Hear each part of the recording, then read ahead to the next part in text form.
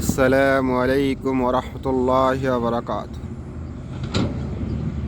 প্রিয় দিল দরদি ভাই ও বোনেরা আমার, এ হলো প্রবাস জীবন। দেখো, ধুধু মরুভূমি, উত্তপ্ত বালির ভিতরে কীভাবে কাজ চলে। দেখো কীভাবে কাজ করতে হয় প্রবাসী জীবনে। দেখো, রাস্তাঘাটে একটা মানুষজন নেই। রোজা শেষ, ঈদ শেষ, ঈদের পরেই প্রচণ্ড তাপমাত্রা। কুয়েতে বর্তমানে 40-45 হয়ে গেছে। দেখো, এই রোদের মধ্যেই কাজ করছে।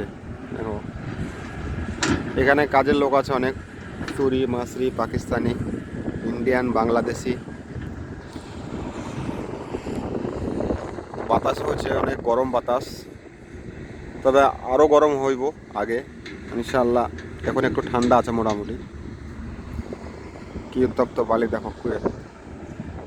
আমার এই ঘরটাই আমার এই সামনে, সেই জন্য এখানে বসে রয়েছি। একটু আসরে নামাজ পড়ে আসলাম, আসরে নামাজ পড়ে একটু বাইরে বসলাম, বাতাস হচ্ছে একটু।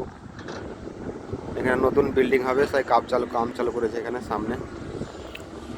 দেখো কি পরিবেশ।